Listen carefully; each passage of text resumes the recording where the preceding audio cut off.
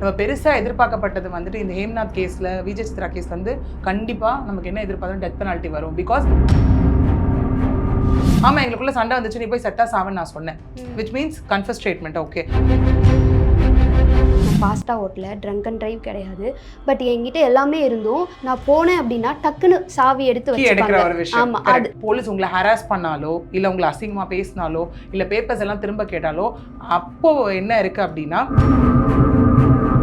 2 hours வந்து 16 chain snatching நடந்திருக்கு சென்னையில். இப்போ எனக்கு நடக்குது அப்படின்னா நான் உடனே என்ன பண்ணணும்? என்னால் வந்து போலீஸ் ஸ்டேஷனில் போயிட்டு உடனே கம்ப்ளைண்ட் கொடுக்க முடியாது. எனக்கு அந்த இடத்துல மைண்ட் ஒர்க்கே ஆகாது. யாராவது ஒருத்தர் எங்கேயாவது அடிபட்டு இருந்தாலோ இல்லை இந்த மாதிரி யாருக்காவது ஏதாவது ரோட்ல நடந்தாலும் என்ன ஆகுதுன்னா, மக்கள் ஃபர்ஸ்ட் அதை என்ன பண்றாங்கன்னா, ஹெல்ப் பண்றதுக்கு பதிலாக அது வீடியோ ஷூட் பண்றதுல தான் ரொம்ப கிளியரா இருக்காங்க.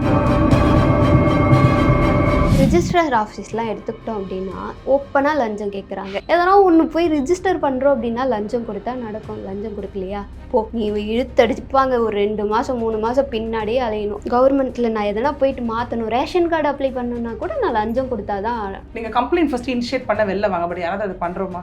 ஐயோ நான் இப்படி போயிட்டா என் வேலை நடக்காது அப்படின்றது தான் யோசிக்கிறோம் அந்த இடத்துல. ஆஸ் எ லாயராக இருக்க உங்களுக்கு வந்து எவ்வளோ ப்ரொடெக்ஷன் தேவைப்படுது? நீங்கள் சேஃபாக இருக்கீங்களா? பாதிக்கப்பட்டாங்கன்னு வந்து அவங்களுக்காக நம்ம வந்து வாதாடி தான் ஆகணும் இல்லையா அந்த இடத்துல. ஸோ அப்படி இருக்கும்போது அந்த மாதிரி இருக்கும்போது நிறைய த்ரெட்டனிங்ஸும் வரும் அந்த இடத்துல. ஒரு பொன் குழந்தை பிறந்துட்டா படிக்க வைக்கிறதுக்கு சேர்த்து வைன்னு சொல்ல மாட்டாங்க. அந்த குழந்தை பிறந்தோடனே சொல்ற முதல் விஷயம் என்னவா இருக்குன்னா, கல்யாணத்துக்கு சேர்த்து.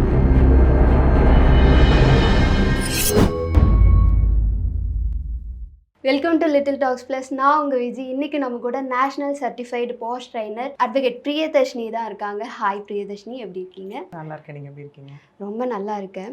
ஃபஸ்ட்டு எனக்கு என்ன தெரிஞ்சுக்கணும் அப்படின்னா, நிறைய லாஸ் இருக்குது. அதில் பொதுமக்களுக்கு முக்கியமாக ரொம்ப அத்தியாவசியமாக இந்த லாஸ்லாம் தெரிஞ்சு வச்சுருக்கணும் அவங்க கண்டிப்பாக அன்றாட வாழ்வுக்கு அப்படின்னு சொல்கிறதுனா நீங்கள் என்னென்ன லாஸ் இருக்குது? கண்டிப்பாக. இப்போது நீங்கள் ஆஸ் அ ஹியூமன் பீயிங் அப்படின்னா நம்ம ஜென்ரலாக லா டேர்மில் ஒரு விஷயம் சொல்லுவோம். என்ன அப்படின்னா, ignorance of fact is an excuse, ignorance of law is not an excuse அப்படின்னு சொல்லுவோம். அது நான் ஒரு விஷயம் இப்போ ரிலேட் பண்ணணும்னா எப்படி பண்ணணும் அப்படின்னா, இப்போ நம்ம ஒரு ரோட்டில் போயிட்டுருக்கோன்னு வச்சுக்கோங்களேன். யாருமே இப்போ டிராஃபிக் சிக்னல் வந்து இப்போ நம்ம சின்ன வயசுலேருந்து படித்த ஒரு விஷயமா இருக்கும். ரெட், எல்லோ வந்து லைக் க்ரீன் அப்படிங்கிற விஷயம்லாம் நம்ம பார்த்துருப்போம் இல்லையா? ஸோ இதெல்லாமே ஒரு பேசிக்கான விஷயம். நாளைக்கு போயிட்டு ஒரு டிராஃபிக் ரூல்ஸை மதிக்காமையோ இல்லை ஒரு ரெட்டை விழுந்ததுக்கப்புறம் நான் போயிட்டு இல்லைங்க எனக்கு வந்து சுத்தமாக டிராஃபிக் ரூல்ஸே தெரியாது, எனக்கு லா தெரியாது அப்படின்னு அந்த இடத்துல சொல்ல முடியாது. விச் மீன்ஸ் ப்ளீ ஆஃப் இன்னசென்ஸ்ன்னு சொல்லுவோம் நம்ம லா டேர்மில். எனக்கு தெரியாதுங்க, நான் ஒரு இன்னசென்ட்டுங்க அப்படின்ற என்ன ஒரு விஷயத்தையுமே அங்கே எடுக்க முடியாது. ஒன்று ஜென்ரலி. இன்னொன்று என்ன அப்படின்னா, யாரையும் ஹர்ட் பண்ணக்கூடாது அப்படிங்கிறது ஒரு பேசிக் ரூல். ஓகே, நாளைக்கு ஏதோ ஒரு தவறு செஞ்சுட்டு அந்த இடத்துல போயிட்டு அவங்கள அடித்தா எனக்கு வந்து தவறுன்னு தெரியாது. ஓகே, அவங்கள போய் நான் அசிங்கமாக பேசினா எனக்கு தவறுன்னு தெரியாது, அவங்கள நான் போய் கத்தியால் குத்தினா எனக்கு தவறுன்னு தெரியாது அப்படிங்கிற எந்த ஒரு ப்ளீ ஆஃப் இன்னசென்ஸுமே இங்கே எடுக்க முடியாது. ஸோ ஒரு human being as a layman, நம்ம லேமன் லாங்குவேஜ்னு நம்ம சொல்லுவோம். ஓகே, எல்லாரும் என்ன அப்படின்னா அவங்க ஒரு செயல் செய்கிறாங்க அப்படின்னா அதுக்கான கான்சிக்வன்சஸ் என்னன்னு அவங்களுக்கு கண்டிப்பாக தெரிஞ்சிருக்கணும். ஏன்னா நம்ம வந்து கிரைமில் ஒரு விஷயம் சொல்லும் போது ஒரு கிரைம் நடக்குது அப்படின்னாலே ஜென்ரலாக ஒரு 3 விஷயம் நம்ம சொல்லலாம். கிரைம்னு இல்லை, ஏதோ ஒரு செயல் குற்ற சம்பவம் நடக்குது அப்படின்னாலுமே ஒரு அசம்பாவிதம் நடக்குது அப்படின்னா 3 விஷயத்தால் இருக்கும். ஒன்று செல்ஃப் டிஃபென்ஸ்க்காக இருக்கும். இப்போ நான் இங்கே இருக்கேன் அப்படின்னா ஏதோ ஒரு விஷயம் என்னை யாராவது தாக்க வரப்போ நான் வந்து என்ன தற்காத்து கொள்றதுக்காக ஒரு விஷயம் வாங்கினா யூஸ் பண்ணியிருப்பேன். அது வந்து செல்ஃப் டிஃபென்ஸ். அதுக்காக அந்த இடத்துல போயிட்டு அவங்கள குத்தி கொலை பண்ணிட்டு ஏதாவது பண்ணிட்டு இல்லைங்க என்னோட செல்ஃப் டிஃபென்ஸ்க்காக நான் பண்ணேங்க அப்படின்னு சொல்ல முடியாது.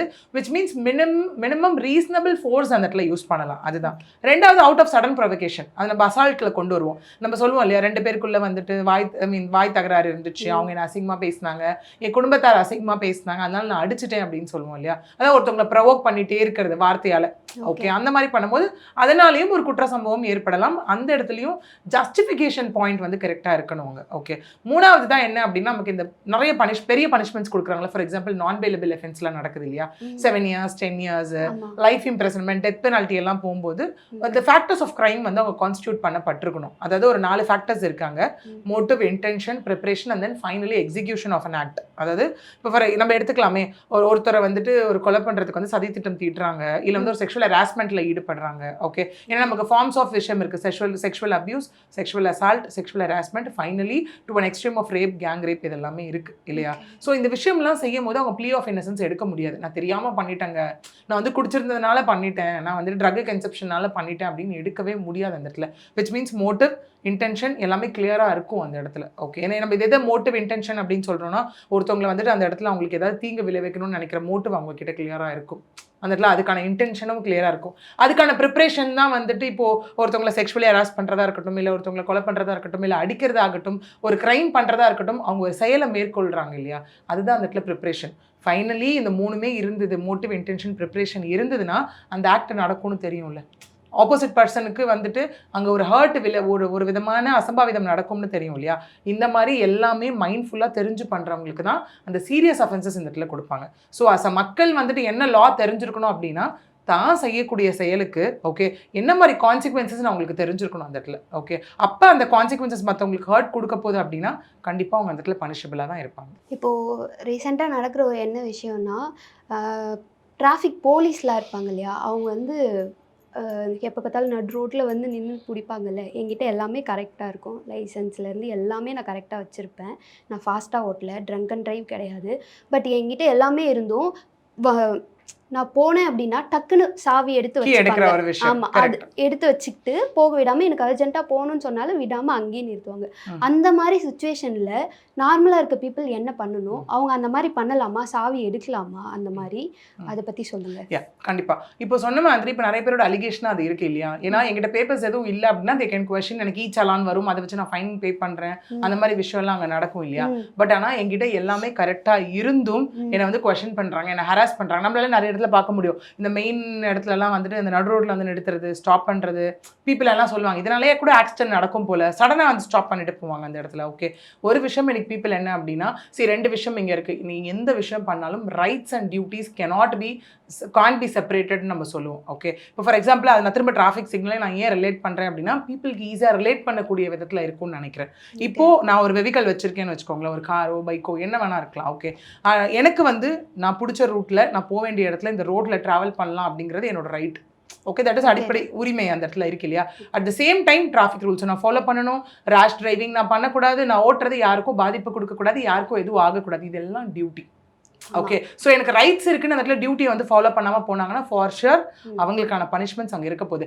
இதே தான் same rule applies to the police official also, that is traffic police official அங்கே. ஓகே, இப்போ ஒரு சொன்ன மாதிரி டிராஃபிக் போலீஸ் அஃபிஷியல் வராங்க அப்படின்னா நார்மலாக எல்லாரையும் நிறுத்தி செக் பண்ணுறது அவங்களோட ரைட் அந்த இடத்துல. Okay, at the same time okay பீப்புளுக்கு வந்து இந்த இடத்துல இருக்க கேட்குற டாக்குமெண்ட்ஸ் எல்லாமே அவங்க காட்டணும். ஓகே, பிகாஸ் அவங்க வேலையை அவங்க செய்கிறாங்களே. இல்லைனா பப்ளிக் சர்வெண்ட்டை வந்து நீங்கள் வேலை செய்ய நீங்கள் அலோவ் பண்ணதுக்கு உங்கள் மேலே உங்கள் பனிஷ்மெண்ட்ஸ் இருக்குது. மினிமம் 2 years வரைக்கும் பனிஷ்மெண்ட்ஸ் வரும் இந்த இடத்துல. ஓகே, இந்த இடத்துல என்னென்னா கேட்கலாம், இந்த மாதிரி பேப்பர்ஸ் எல்லாம் கேட்கலான்றது போலீஸ் அஃபிஷியலோட ரைட்ஸ், அவங்க வேலைக்கான ரைட்ஸ் அவங்க பண்ணுறாங்க. அட் த சேம் டைம் இதெல்லாம் காட்ட வேண்டியது மக்களோட டியூட்டி. ஸோ ஒரு ரைட் அண்ட் டியூட்டி இங்கே மேட்ச் ஆகிடுச்சா, அட் த சேம் டைம் உங்ககிட்ட எல்லா பேப்பர்ஸும் கரெக்டாக இருந்தும் போலீஸ் உங்களை ஹராஸ் பண்ணாலோ, இல்லை உங்களை அசிங்கமாக பேசினாலோ, இல்லை பேப்பர்ஸ் எல்லாம் திரும்ப கேட்டாலோ, அப்போது என்ன இருக்குது அப்படின்னா உங்களுக்கு அவங்களை எதிர்த்து கேள்வி கேட்குற எல்லா ரைட்ஸும் இந்த இடத்துல இருக்குது. ஓகே, கேட்கும் போது அதுக்கான ரிப்ளை கொடுக்க வேண்டிய இடத்துல போலீஸ் அஃபிஷியல் இருப்பாங்க. That is the duty. Okay, ஏன்னா உங்களோட விஷயம் என்ன, பேப்பர் கரெக்டாக இல்லைனா நீங்கள் கொஸ்டின் பண்ணலாம். அப்பயும் அசிங்கமாக பேசுறது, திட்டுறது, அது ஹராஸ் பண்ணுறதெல்லாம் பண்ணக்கூடாது. லீகலி என்ன ப்ராசஸ் பண்ணமோ அந்த ப்ராசஸ் பண்ணணும். அதை மீறி எல்லாமே கரெக்டாக இருந்து போலீஸ் அஃபிஷியல் உங்களை வந்து அந்த மாதிரி கொஸ்டின் பண்ணுறாங்கன்னா தாராளமாக you can ask that particular person to show the IT card. Okay, சரி நீங்கள் ஏன் இதெல்லாம் பண்ணுறீங்க, ஐடி கார்டு கொடுங்கன்னு கேட்கலாம். இல்லை அதை மீறி அவங்க ரொம்ப பேசுகிறாங்களா, இம்மீடியட்டாக நீங்கள் என்ன பண்ணலாம் அப்படின்னா நியர்பை டிராஃபிக் போலீஸ் ஸ்டேஷன் போய் நீங்கள் வந்து அவங்க மேலேயே கம்ப்ளைண்ட் ரெஜிஸ்டர் பண்ணலாம் இந்த இடத்துல. பட் எவ்வளோ பேர் இங்கே பண்ணுறோம் அதை நம்ம எல்லாம் பயந்துட்டு நமக்கு என்ன ஆயிடும், கேக்குறாங்கப்பா எல்லா பேப்பர் கரெக்டா இருந்தாலும் நமக்கு அந்த இடத்த விட்டு தாண்டி போகணும், எவ்வளவு கேட்கறாங்களோ அந்த காசு அந்த இடத்துல கொடுத்துடுது, நமக்கு என்ன வந்துச்சு கொடுத்துட்டு போவோம் அப்படிங்கிற ஒரு விஷயத்துல தான் இருக்காங்க இந்த இடத்துல. ஸோ அப்படி இருக்கும்போது எல்லாத்தையும் தூக்கியும் கொடுத்துட்டு அதுக்கப்புறம் அந்த போலீஸ் ஆஃபீஸர் அப்படி பண்ணாங்க இப்படி பண்ணாங்கன்னு சொல்றதுல எந்த விதத்துல நியாயம் இருக்கு? நம்ம சொல்லுவோம்ல, கரப்ஷன் வந்து இந்த இடத்துல லஞ்சம் கேட்கறதும் தவறுனா லஞ்சம் கொடுக்கறதும் தவறுதான். இந்த மாதிரி ஒருத்தவங்க சில பேர் கொடுத்து என்டர்டெயின் பண்றதுனால இல்லாதவங்க கிட்டயும் அவங்க எக்ஸ்பெக்ட் பண்றாங்களா? ஸோ இந்த விஷயமும் அங்கே நடக்குதா? ஸோ இதுதான், இஃப் இன் கேஸ் உங்ககிட்ட எல்லா பேப்பர்ஸும் கரெக்டாக இருந்து தேவையில்லாமல் உங்களை போலீஸ் அஃபிஷியல் ஹராஸ் பண்ணாலோ கொஸ்டின் பண்ணாலோ நீங்கள் வந்து தாராளமாக you're having all the rights to question them. அவங்களோட ஐடி கார்டு கேட்கலாம், அவங்க எங்கே என்ன பண்ணுறாங்கன்னு கேட்கலாம், ஏன் உங்களை ஹராஸ் பண்ணுறாங்கன்னு கேட்கலாம். பட் அந்த டோனை மெயின்டைன் பண்ணணும். அந்த இடத்துல போயிட்டு அவங்களை ஆக்ரோஷமாக பண்ணுறதாகட்டும், அவங்களோட யூனிஃபார்ம் மேலே கை வைக்கிறதா இருக்கட்டும், அதெல்லாம் தவறு. அந்த இடத்துல அது பண்ணக்கூடாது. கொஸ்டின் பண்ணுங்க. அது மீறி அவங்க உங்களை ஹராஸ் பண்ணாங்களா, நியர்பை இருக்க டிராஃபிக் போலீஸ் ஸ்டேஷனில் போய் அவங்க மேலே தாராளமாக நீங்கள் கம்ப்ளைண்ட் ரெஜிஸ்டர் பண்ணலாம். அவுட் ஆஃப் விச் உங்களுக்கு அதுக்கான ரெமெடி கிடைக்கும். ரீசெண்டாக ஒரு நியூஸ் பார்த்தேன். 2 ஹவர்ஸில் வந்து 16 செயின் ஸ்நாச்சிங் நடந்திருக்கு சென்னையில் மட்டும். அது வந்து இப்போ எனக்கு நடக்குது அப்படின்னா நான் உடனே என்ன பண்ணணும்? நான் ஹர்ட் ஆகியிருக்கேன் அப்படின்னா நான் அந்த இடத்துல உடஞ்சி போய் உட்காந்துருவேன். என்னால் வந்து போலீஸ் ஸ்டேஷனில் போயிட்டு உடனே கம்ப்ளைண்ட் கொடுக்க முடியாது. எனக்கு அந்த இடத்துல மைண்ட் ஒர்க்கே ஆகாது. அந்த மாதிரி இருக்க கண்டிஷனுக்கு நாங்கள் என்ன பண்ணணும் அந்த இடத்துல? இது நம்ம எப்படி ரிலேட் பண்ணலாம்? பப்ளிக்கில் நடக்கிற ஒரு கிரைமை நம்ம ரிலேட் பண்ணலாம் இல்லையா? இது எல்லாமே பப்ளிக்கில் நடக்கிற ஒரு விஷயம் தான். ஓகே, இப்போ நிறைய மக்கள் ஏன் வந்து இப்போ பயப்படுறாங்க அப்படின்னா, ஃபார் எக்ஸாம்பிள் யாராவது ஒருத்தர் எங்கேயாவது அடிபட்டு இருந்தாலோ இல்லை இந்த மாதிரி யாருக்காவது ஏதாவது ரோட்டில் நடந்தாலோ என்ன ஆகுதுன்னா, மக்கள் ஃபஸ்ட் அதை என்ன பண்ணுறாங்கன்னா, ஹெல்ப் பண்ணுறதுக்கு பதிலாக அது வீடியோ ஷூட் பண்ணுறதுல தான் ரொம்ப கிளியராக இருக்காங்க இல்லையா?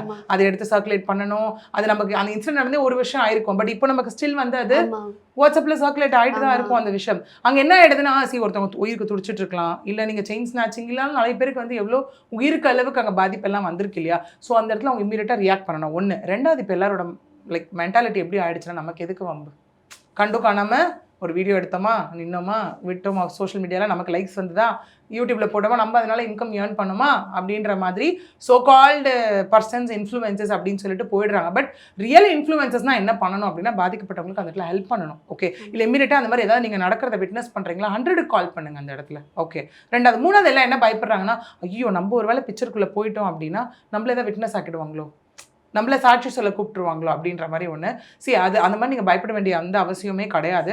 அந்த இடத்துல நீங்கள் ஒருத்தருக்காக விட்னஸாக போகிறீங்க அப்படின்னா, உங்களை யாராவது அந்த சம்பவத்தை சார்ந்தவங்க த்ரெட்டன் பண்ணாங்க அப்படின்னா, உங்களுக்கு அந்த இடத்துல நீங்கள் போய் போலீஸ்கிட்ட ப்ரொடெக்ஷன் கேட்கலாம். இந்த மாதிரி இந்த விஷயம் இருக்குது, நான் இதுக்காக சாட்சி சொல்ல வந்தேன், என்ன இவங்க வந்து த்ரெட்டன் பண்ணுறாங்க, ஹராஸ் பண்ணுறாங்க அப்படின்னு சொல்லும்போது உங்களுக்கும் அங்கே அதுக்கான ப்ரொடெக்ஷன் கொடுக்கும். ஏன் நான் இந்த விட்னஸோட பார்ட் ரொம்ப இம்பார்ட்டன்ட் சொல்கிறேன் அப்படின்னா, ஒரு கேஸே லைக் எப்படி சொல்கிறது, டிலே ஆகுறதுனா, டிலே இன் ப்ரொசீடிங்ஸ்ன்னு நம்ம சொல்லுவோம். ஏன்னா சில கேசஸ்லாம் ரொம்ப ஸ்ட்ரெச் அவுட் ஆகிற மாதிரி இருக்கும், ரொம்ப இழுக்கும் நமக்கு. எங்க 3 வருஷம் ஆகி ஜட்மெண்ட் வரல, எங்க 2 வருஷம் ஆகி ஜட்மெண்ட் வரலன்னு கேட்குறோம்ல, அதெல்லாம் டிலே இன் ப்ரொசீடிங்ஸ்ன்னு சொல்லுவோம். அந்த டிலே இன் ப்ரொசீடிங்ஸ்க்கு ஒரு வித காரணம் இங்கே விட்னஸ் ஆகும் தான் இருக்காங்க. அவங்களுக்கு சம்மன் போகும்போது ப்ராப்பராக கோர்ட்டுக்கு வர்றதில்லை. நிறைய கேசஸ் என்ன ஆகுது அப்படின்னா, இவங்க தான் குற்றவாளி அப்படின்னு நிரூபணம் ஆக வேண்டிய கேஸில் அவங்க அக்விட்டல் வாங்கிட்டு போகிற கதையும் இருக்குது. ஏன்னா விட்னஸஸ் ப்ராப்பராக இல்லாததுனால, விட்னஸஸ் முன்னுக்கு பிறனா சாட்சி சொல்கிறதுனால. அது எப்படி வரும் அப்படின்னா, இவர் நிரபராதின்னு வராது, இவர் தான் குற்றவாளி என்பதை நிரூபிக்க போதுமான ஆதாரங்கள் இல்லைன்னு வரும் அந்த இடத்துல. Which means lack of evidence இருக்கு இல்லையா அந்த இடத்துல. ஸோ இனிமேல் யாராச்சும் அந்த மாதிரி ஏதாவது விட்னஸ் பண்ணாங்க அப்படின்னா, கண்டிப்பாக அவங்க பேனிக் ஆவாங்க, அவங்களால எதுவுமே பண்ண முடியாது. இப்போ நம்ம ஒன்றும் இல்லை, நடந்து போயிட்டே இருக்கோம், சடனாக நம்ம தடுக்கி கீழே விழுந்தாலும் நம்மளால ஒரு நிமிஷம் எதுவுமே அங்கே ரியாக்ட் பண்ணவே முடியாது இல்லையா அங்கே. ஓகே, அப்படி இருக்கும்போது அங்கே என்ன இருக்குன்னா, கூட யாராவது அதை விட்னஸ் பண்ணிங்கன்னா தயவு செஞ்சு ஃபஸ்ட்டு 100 கால் பண்ணுங்க. ஓகே, இல்லை நியர்பை போலீஸ் ஸ்டேஷன் எதாவது இருந்தது அப்படின்னா, ஆன் பிஹாஃப் ஆஃப் நீங்கள் நான் இதை பார்த்தாங்க, இந்த மாதிரி நடந்ததுங்க, நீங்கள் தாராளமாக போய் கம்ப்ளைண்ட் ரெஜிஸ்டர் பண்ணலாம் இல்லையா. அதுக்கப்புறம் சம்பவத்தில் பாதிக்கப்பட்டவங்க அவங்களுக்கான மெடிக்கல் ட்ரீட்மெண்ட்ஸ் அதெல்லாம் முடிச்சுட்டு அவங்க அதுக்கப்புறம் போலீஸ் ப்ரொசீடிங்ஸ்குள்ளே உங்கள் கூட வந்து ஜாயின் பண்ணிப்பாங்க. ஸோ இனிமேல் 100 கால் பண்ணுறதா இருக்கட்டும், இல்லை நியர்பை போலீஸ் ஸ்டேஷன் கால் பண்ணுறதா இருக்கட்டும், மேண்டேட்ரிலி ஆம்புலன்ஸ் பண்ணுறதா இருக்கட்டும், இந்த விஷயம்லாம் இம்மீடியட்டாக செய்யணும் அவங்க. இப்போ நீங்கள் சொல்லும்போது தான் கவனித்தேன், நிறைய போதுமான ஆதாரங்கள் இல்லாததுனால நிறைய கேஸ் வந்து இழுத்தடிச்சு போயிருக்குன்னு சொல்கிறீங்க இல்லையா. நீங்கள் இந்த மாதிரி பார்த்து ரொம்ப எனக்கு இந்த இடத்துல இவங்க கரெக்டாக தான் இருக்காங்கன்னு தோணுச்சு, பட் வந்து அவங்களுக்கு வந்து எதிராக தீர்ப்பு வந்துருச்சு அப்படின்ற மாதிரி ஏதாச்சும் ஒரு கிரைம் ஸ்டோரிஸ் இந்த மாதிரி கேசஸ் ஏதாவது நம்ம ரியல் லைஃப்லேயே பார்க்கலாமே. இப்போ இந்த விஜய் சித்ரா கேஸ் எடுத்துக்கோங்களேன், அது ரொம்ப பெரிதும் எதிர்பார்க்கப்பட்டது. அப்போ அந்த டைமில் தான் ஷாரோன் ராஜ் கிரீஷ்மா கேஸுமே வந்தது, நமக்கு அந்த கேரளா வந்துட்டு வந்துச்சு இல்லையா. அந்த கேஸே நம்ம பார்க்கும்போது என்னன்னா, நம்ம பெருசாக எதிர்பார்க்கப்பட்டது வந்துட்டு இந்த ஹேம்நாத் கேஸில், விஜய் சித்ரா கேஸில் வந்து கண்டிப்பாக நமக்கு என்ன எதிர்பார்த்தோம், டெத் பெனால்ட்டி வரும். பிகாஸ் லாலே ஒரு விஷயம் இருக்குது, எவிடன்ஸ் ஆக்டில் முன்னாடி என்ன விஷயம் இருக்குது அப்படின்னா, 7 இயர்ஸ்க்குள்ளே கல்யாணம் ஆகி அந்த ஒய்ஃப்க்கு ஏதாவது ஆச்சு அப்படின்னா பிரைம் சஸ்பெக்ட் ஹஸ்பண்ட் தான் அந்த இடத்துல. ஓகே, ஒன்று. ரெண்டாவது, இங்கே ஹேம்நாத்தே கொடுத்த கன்ஃபெஷன் ஸ்டேட்மெண்ட் என்ன இருக்குது அப்படின்னா, அங்கே வந்து உள்ள தாளிடப்பட்டதாக இருந்தது, உள்ள வந்து டோர் லாக்காக தான் இருந்தது. ஓகே, அந்த அவங்க உடச்சிட்டு போனால் அந்த கான்செப்ட்ஸ்லாம் இருக்குது. பட் இங்கே கன்ஃபெஷன் ஸ்டேட்மெண்ட் பிளேஸ் அ பெரிய ரோல். கன்ஃபெஷன் ஸ்டேட்மெண்ட் தான் என்ன அப்படின்னா, ஒரு விஷயம் பண்ணியிருக்காங்க, நான் இதை பண்ணேன்னு அவங்க வாயாலே அவங்க சொல்கிற விஷயம். இங்கே அங்கே அவர் சொன்ன கன்ஃபெஷன் ஸ்டேட்மெண்ட் என்னவா இருக்குது அப்படின்னா, ஆமாம் எங்களுக்குள்ள சண்டை வந்துச்சு, நீ போய் செட்டா சாவன்னு நான் சொன்னேன். Which means confess statement. Okay, ஒருத்தவங்கள இப்போ வந்துட்டு இப்போ எப்படி சொல்கிறது, போய் கத்தியால் குத்துனாதான் கிடையாது. ஓகே, அவங்கள வந்து நீ செத்து நம்ம மென்டலி டார்ச்சர் பண்ணி அதனால போய் அவங்க சூசைட் பண்ணிக்கிட்டாலும் இட் அமௌண்ட்ஸ் டு கிட்டத்தட்ட அவங்கள கொலை பண்ண வச்சுக்கிற கான்செப்ட் தானே, அதுவும் இந்த இடத்துல தவறு தானே, which is against an illegal one. இல்லை இங்கே இவ்வளோ ஸ்ட்ராங்காக ஒரு கன்ஃபெஷன் ஸ்டேட்மெண்ட் கொடுத்தும் நான் சொன்னேன் இல்லையா, இப்போ இவர் தான் குற்றவாளி என்பதை நிரூபிக்க போதுமான ஆதாரங்கள் இல்லைன்னு வந்ததுக்கு ரீசன் என்னன்னா இந்த விட்னஸஸ் எல்லாம் முன்னுக்கு பிறனா மாறின கான்செப்ட்ஸ் தான் அந்த இடத்துல. ஓகே, இதே ஷாரன் ராஜ் கிரீஷ்மா கேஸ்ல டெத் பெனால்ட்டின்னு ஒன்று வந்தது. ஏன்னா அங்கே எவிடன்ஸ் ஸ்ட்ராங்காக இருந்தது, அங்கே பெருசாக ஐ விட்னஸ் கிடையாது. பட் ஆனால் சர்க்கம்ஸ்டான்ஷியல் எவிடன்ஸாக இருக்கட்டும், ஏன்னா நமக்கு எவிடன்ஸஸ்லேயே கைண்ட்ஸ் ஆஃப் எவிடன்ஸ் நம்ம சொல்லுவோம், primary evidence, secondary evidence, circumstantial evidences, expert evidences, இந்த மாதிரி ஸ்டேஜஸ் ஆஃப் எவிடன்ஸஸ் இருக்கு. ஓகே, ஸோ இப்போ ஒரு விஷயம் விட்னஸ் உள்ள வரல அப்படின்னா மற்ற ஸ்டேட்மெண்ட்ஸ் எல்லாத்தையும் வச்சு ஒரு ஜட்மெண்ட் வரும். பட் விட்னஸஸ் உள்ள வந்து ப்ராப்பராக எவிடன்ஸஸ் கொடுக்கல அந்த இடத்துல அப்படின்னா கேஸ் வேற மாதிரி போகும். இதே வந்து சென்னையில் பார்க்கும்போது பார்த்தீங்கன்னா சதீஷ் அந்த இவங்க ட்ரெயினில் அந்த பொண்ணை வந்து தள்ளி கொலை பண்ண சம்பவம் இருக்கு இல்லையா, ஸ்வாதி, அவங்க கேஸில் என்னாச்சு, நமக்கு டெத் பெனால்ட்டி கொடுத்தாங்க. பிகாஸ் அங்கே வந்து சிசிடிவி ஃபுட்டேஜ் ஆகட்டும், கொடுத்த விட்னஸஸ் ஆகட்டும், எல்லாமே ரொம்ப கிளியராக இருந்தாங்க அந்த இடத்துல. So with proper evidence death பெனால்ட்டின்னு ஒரு விஷயம் வந்தது. எவிடன்ஸ் ப்ராப்பராக இல்லாததுனால லேக் ஆஃப் எவிடன்ஸ்னு சொல்லி அவர் வெளியே விடப்பட்டார். இதுதான் ஒரு ஸ்ட்ராங்கான எவிடென்ஷியல் விஷயம் பிளேஸ் அ பெரிய ரோல் ஒரு கேஸ்க்குள்ள.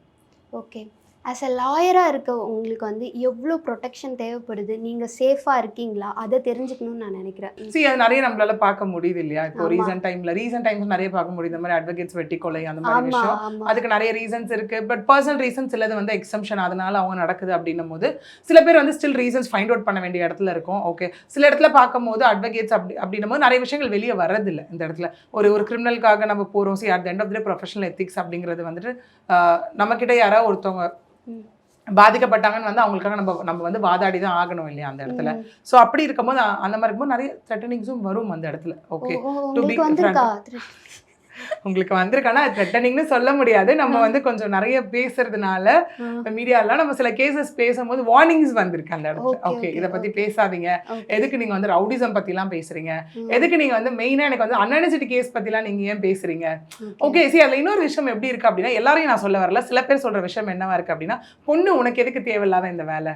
ஓகே, பொண்ணு அதுதான் ஆக்சுவலி இந்த இடத்துல. ஓகே, உனக்கு எதுக்கு தேவையில்லாத வேலை, பொண்ணா வந்தோமா, காலையில போனோமா, லைக் கோர்ட்டுக்கு போனோமா, ஏதோ ஏர்ன் பண்ணோமா, குடும்பத்தை பார்த்தோமா, வாழ்க்கையை பார்த்தோமா, விச் மீன்ஸ் ஸ்விட்ச் ஆன் பண்ணி ஆஃப் பண்ண மாதிரி இருன்னு சொல்றாங்க. காலைல வந்து ஒரு இடத்துல உட்காடுறோமா, ஸ்விட்ச் ஆன் பண்ணா லைட் வெளிச்சம் வருதுங்க, ஒர்க் முடிச்சுட்டு போகும்போது ஸ்விட்ச் ஆஃப் பண்ணிட்டு போய் படுத்து தூங்கிரு, இந்த கான்செப்ட்ல தான் சொல்றாங்க. ஓகே, பட் நம்மளோட ப்ரொஃபஷனே என்ன அப்படின்னா, அப்புறம் அவர் எதுக்கு இந்த ப்ரொஃபஷனுக்குள்ள வரணும், பாதிக்கப்பட்டவங்க வராங்க அப்படின்னா எந்த ஒரு விதமும் யோசிக்காம, யாருமே யோசிக்காம அவங்களுக்கான ஒரு ஜஸ்டிஸை வாங்கி கொடுக்கறதா. நம்ம சொல்லுவோம் டிலைட் ஜஸ்டிஸ் இஸ் டினைட் ஜஸ்டிஸ்ன்னு சொல்லுவோம். உரிய காலத்தில் ஒரு ஜஸ்டிஸ் வரல, ஒரு நியாயம் கிடைக்கல அப்படின்னா அது கிடைக்கிறதுக்கு உண்டான அர்த்தமே கிடையாது லேட் ஆகும்போது. ஓகே, ஸோ அந்த மாதிரி வார்னிங்னு சொல்லலாம், த்ரெட்டனிங்னு அதை நான் ஃபுல் ஃப்ளெஜ்டாக டிஃபைன் பண்ண விரும்பல. பட் வார்னிங்ஸ் நிறைய வந்திருக்கு பிகாஸ் ஆஃப் விஷயங்களை பற்றி வெளியே நிறைய பேசுறதுனால இருக்கட்டும், இல்லை சில கேசஸ் எடுக்கிறதுனாலையும் இந்த இடத்துல வரும். ஆக்சுவலி நீங்கள் சொல்லும்போது நான் கவனித்தேன், ஒரு பொண்ணா நீ இதை தான் பண்ணணும், நீ வந்தியா வேலை பத்தியா போகணும், அவ்வளோதான். இந்த மாதிரி ஒரு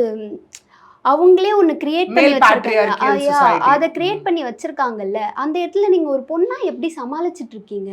புரியுது. ஓகே, இல்ல அது இருக்கு.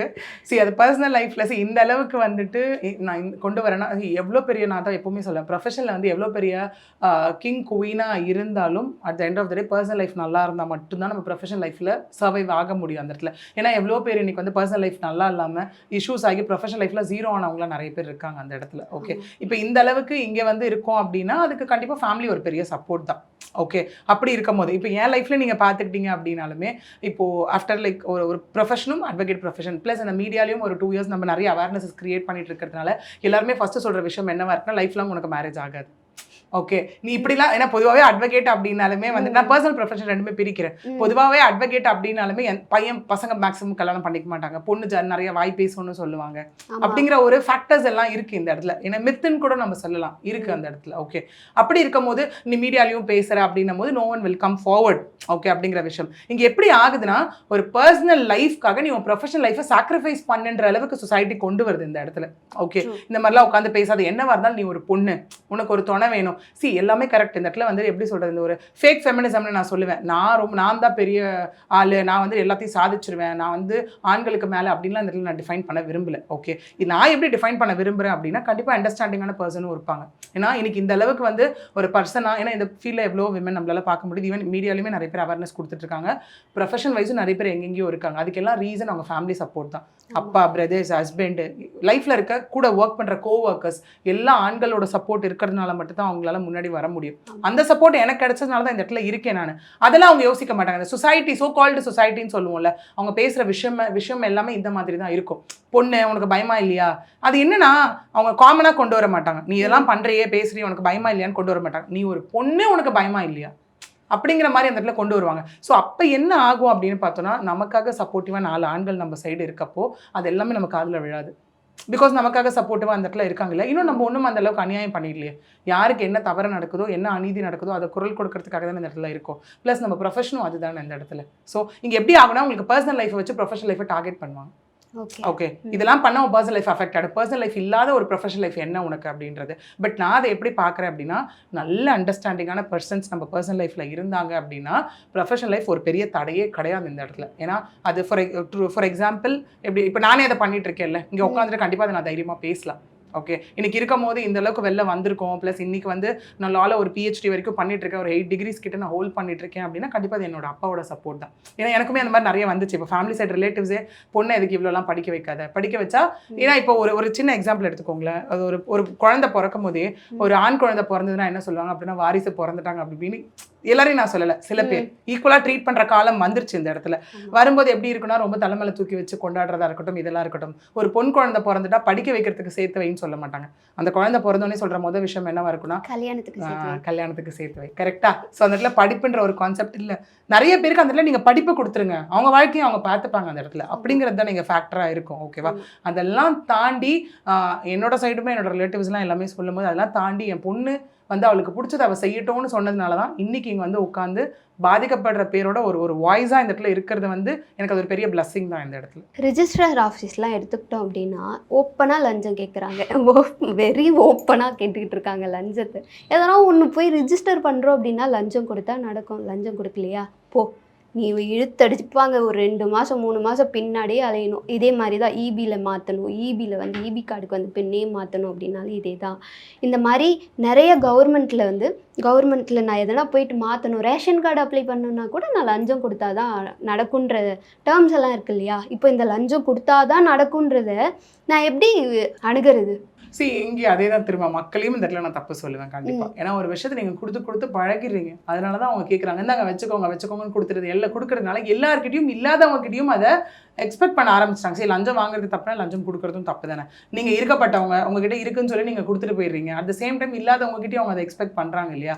இன்னைக்கு மக்கள் யாருமே அதை வெளியே போய் கம்ப்ளைண்ட் பண்ணுற ஸ்டேஜுக்கு வர மாட்டேங்கிறாங்க. அவங்களுக்கு தேவை அவங்களோட வேலை முடிஞ்சா போதும் அந்த இடத்துல. அப்படிதான் போயிட்டு இருக்காங்க. ஓகே, உங்களை அந்த மாதிரி யாராவது இப்போ அவங்களுக்கு சிம்பிள், நீ எனக்கு கொடுத்தா வேலை நடக்கும், இல்லைன்னா உன் வேலை நடக்காது அப்படிங்கிற ஒரு விஷயம் இருக்கு இல்லையா? ஸோ அந்த இடத்துல நீங்க திரும்ப கம்ப்ளைண்ட் ப்ரொசீடிங்ஸ் தான் இனிஷியேட் பண்ணணும். But with proper evidence.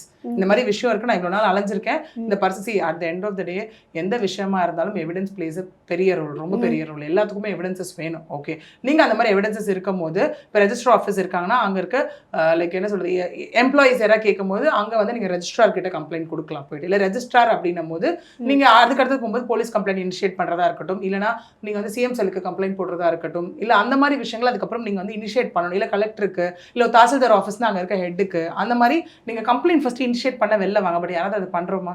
ஐயோ நான் இப்படி போயிட்டா என் வேலை நடக்காது அப்படின்றது தான் யோசிக்கிறோம் அந்த இடத்துல. பட் மக்கள் முன்னாடி வந்து இந்த மாதிரி கம்ப்ளைண்ட்ஸ் த்ரெட்டனிங் இருக்கும் போது, ஹராஸ்மெண்ட் இருக்கும் போது, என் வேலையை எனக்கு செஞ்சு கொடுக்க லஞ்சம் கேட்குறாங்க அப்படின்னும் போது கண்டிப்பாக நீங்கள் இனிஷியேட் பண்ணலாம். இனிஷியேட் பண்ணி உங்களுக்கு ப்ராப்பர் ரெஸ்பான்ஸ் இல்லை அந்த இடத்துல அப்படின்னா தாராளமாக யூ கேன் அப்ரோச் கோர்ட்.